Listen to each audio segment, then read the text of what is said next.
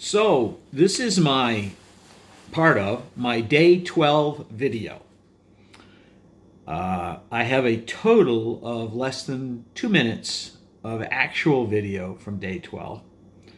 And that was a conscious decision on my part, not one that I regret, but one that I will explain. The bottom line is, on day 11, I screwed up a couple of times. I said during the video I got wet to the bone. And we all know when you're out, doing stuff, you don't want to get wet to the bone. I think we've all done it. I've gotten wet to the bone outside before, but that was the first time I had ever gotten truly wet to the bone when it was cold, and I was planning on spending the night out. I didn't have a warm bed to go to or a place to be warm that night. So that was a mistake. It was a significant mistake on my part.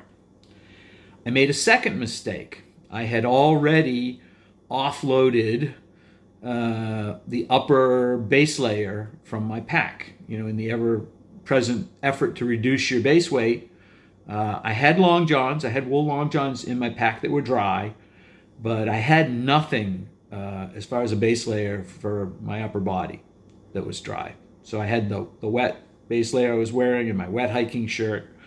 I did have my green mid layer was dry, and I did have a puffy in there. So I had some stuff, but I did not have a dry base layer, and I should have. It's back. It went back the next day into my pack. I checked the weather. And as you heard me end my day 11 video, I said, it's not supposed to go below freezing.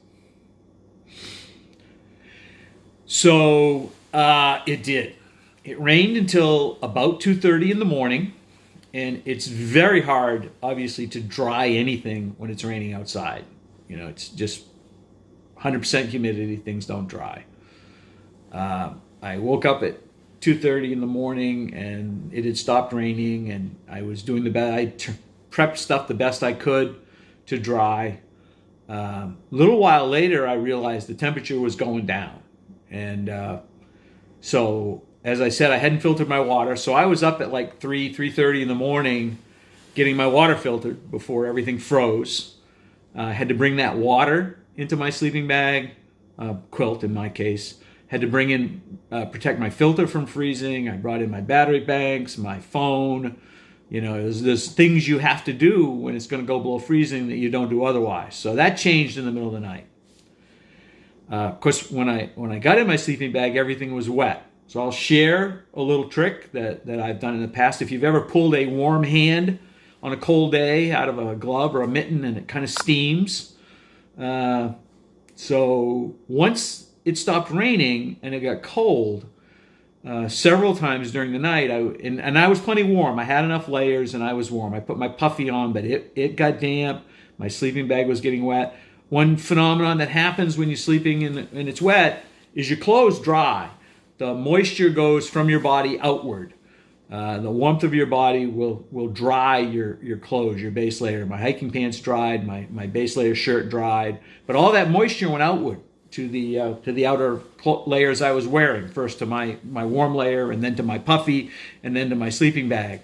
One thing you can do that I did a few times during the night, only works if you're warm, don't do it if you're shivering, is I just kind of flipped the quilt open for 30 seconds or so, and literally your body steams off moisture. The inside of the quilt gives off moisture, and you actually get rid of quite a lot of moisture pretty quickly. And I was warm enough to be able to do that. So I did that a few times during the night. As I said, I had filtered my water and brought everything in, and I was doing what I could to be ready. Got up in the morning. It was in the mid-20s. I had opened my boots fully, always important to do regardless, so I was able to get my boots on. It was a little more effort than I would have liked since they were frozen solid. My glove shells, my mitten shells, if you will, I had turned them wrong side out the night before so that the insides would dry because they were soaked through. In the morning, they were hard as a rock, and I was afraid that if I tried to turn them right side out again, I'd either rip them or at least delaminate them, so they weren't useful. I did have a pair of boiled wool mittens that I hadn't actually even worn on the hike yet. I pulled those out, so I was able to keep my hands warm.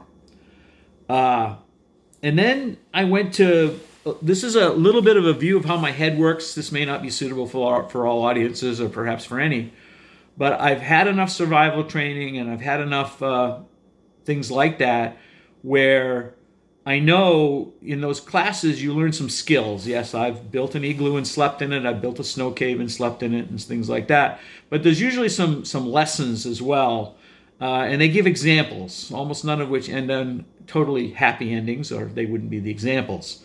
And none of them are, oh, he was hiking down the trail, he did everything right, he was perfect, and he got hit by an asteroid and died. It's not that way. It's a whole series of events. Decisions and things, and this broke or that broke, or this weather report didn't end up being what it was supposed to be, whatever. And you focus, and it's important. You know, one of the things you always get taught in one of those scenarios is never forget to use the most important survival tool you have with you, and use it often, and use it for something other than to keep your hat from sitting directly on top of your neck. So think and make wise decisions. And I've sat in some of those classes, and I wasn't going to give anybody any cheap shots. I wasn't going to be. I was not in danger. I absolutely was fine. I had gear. I had food. I had the ability to move. But I was one broken trekking pole away from being out another night, or one twisted ankle away from being out another night with a wet sleeping bag. Things that just, you know, it could have been more uncomfortable than it was. And I wasn't going to let it happen because I made stupid decisions. And I could picture myself sitting in a class with somebody saying, well, and he decided, you know, his YouTube video was really important. And then everyone in the class either saying or at least thinking loudly, what an idiot. You know, wasn't going to give anybody any cheap shots. So I focused on just getting packed up and hiking out. So there wasn't a lot of video. And even later in the day when it was sunny and it started and it got up above freezing and whatnot, I had the same, you know, whether it's in sports or in life. How many times have we seen someone snatch victory from the jaws, or snatch defeat from the jaws of victory by spiking the ball too soon?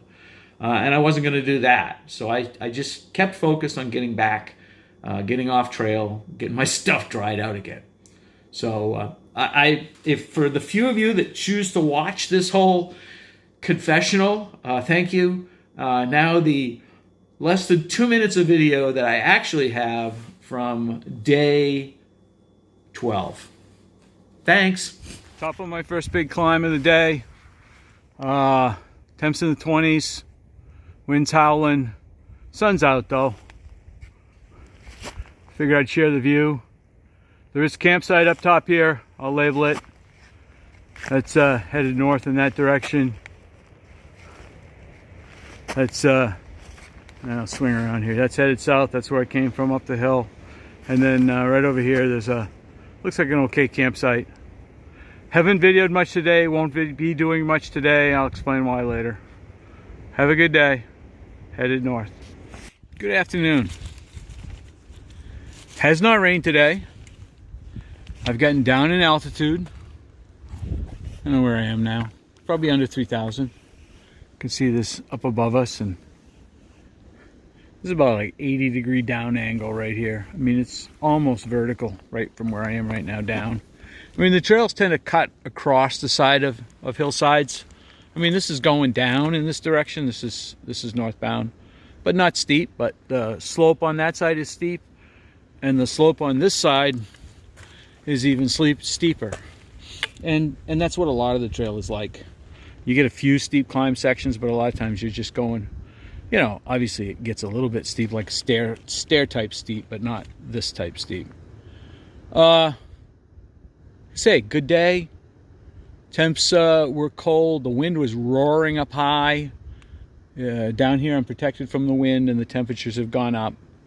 It's been a good day. I am, I don't know, less than 2 hours from being done for the day. And we'll be going back into the Around the Bend hostel.